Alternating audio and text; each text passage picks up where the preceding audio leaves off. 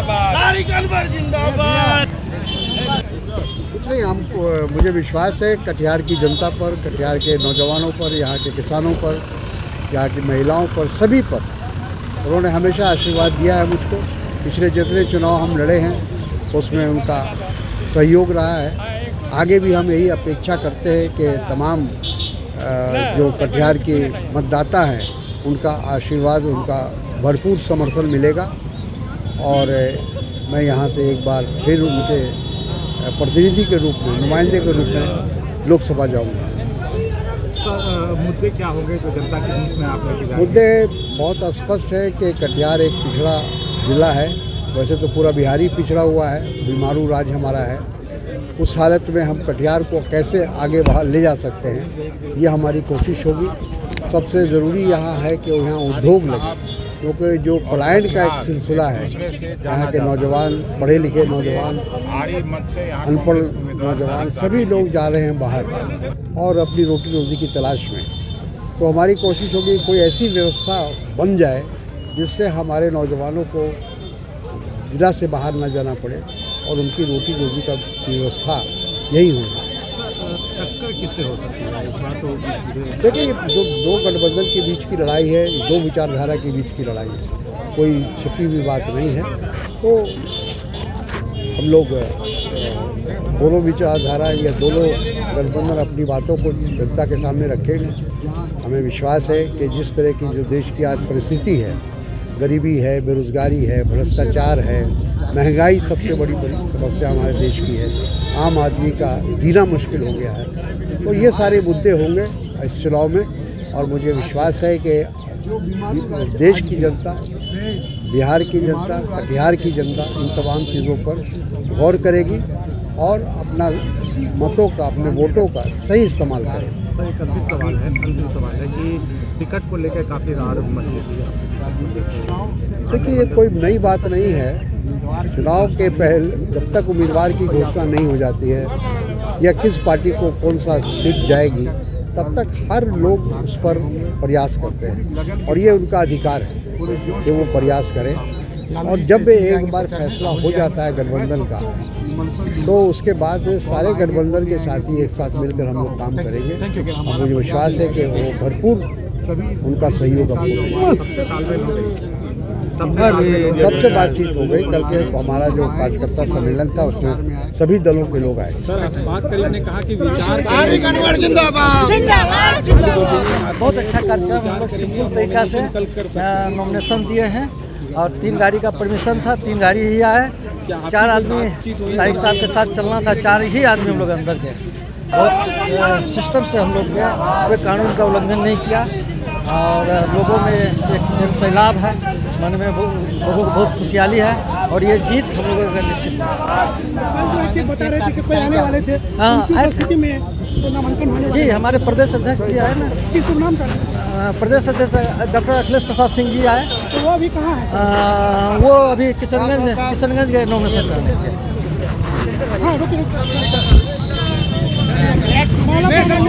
क्या महसूस कर रहे हैं? अपार खुशी हो रही है हमें। कहाँ से हैं? हम महिला अध्यक्ष जिला कटिहार से अंजुमन कौसर उर्फ अमृपाली यादव। अगर चुनाव लड़ते तो कितना नॉमिनेशन हो गया, कांग्रेस के लिए क्या तारिक साहब का नॉमिनेशन आज हुआ।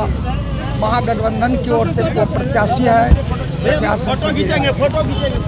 और हम लोगों का कर्तव्य है कि महागठबंधन को हर हालत में जिता करके संसद में भेजना, पार्लियामेंट में भेजना। महागठबंधन के मातहत है और महागठबंधन इसलिए बनाया गया है कि अभी इस देश को, देश की राजनीतिक में भाजपा को इस देश से हटाना बहुत जरूरी है, क्योंकि भाजपा नित्य जो सरकार जो है वो देश की एकता और अखंडता को तोड़ने की काम कर रही है और देश का संविधान जो है, जो डॉक्टर भीमराव अंबेडकर ने दिया और जिस संविधान के तहत लोकतंत्र की रक्षा हो रही है, अब ये लोकतंत्र बचेगा कि नहीं बचेगा, इस बार का लड़ाई आर पार की लड़ाई है।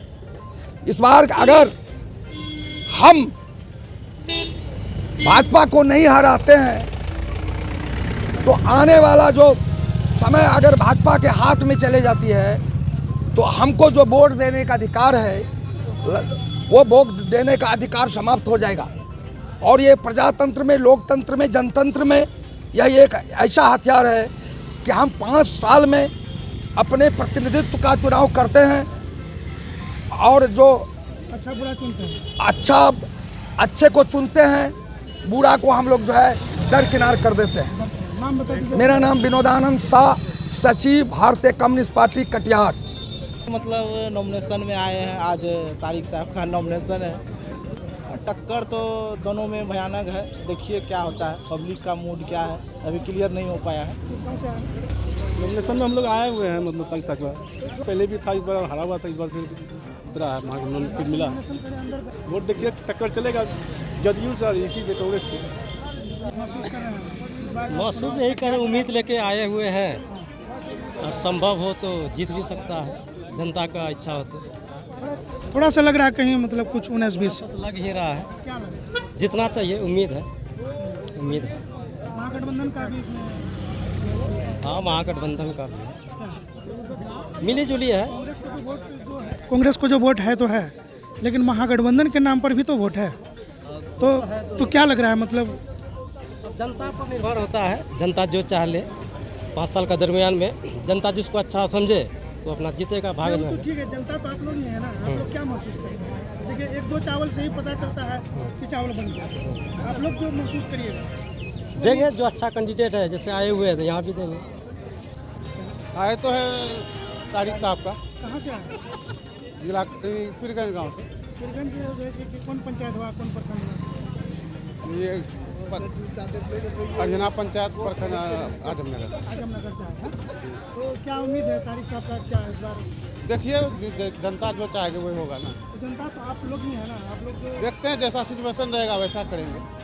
अभी तो आप लोग इसके समर्थन में तो अभी है ना, हाँ, तो चुनाव का जो परिवेश है, तो जो समय पार करेगा उसमें आप लोग क्या सोच रहे हैं? देखेंगे जैसा सिचुएशन, मतलब जैसा देखेंगे कि किसका बढ़िया है उसी को देंगे वोट। गांव घर में क्या हल्ला है? अब तो अभी हमने बता सकेंगे, अभी तो क्योंकि नॉमिनेशन का कार्यक्रम हो रहा है ना, तो प्रचार प्रसार होगा तो पता चलेगा उस समय जो है कि हाँ।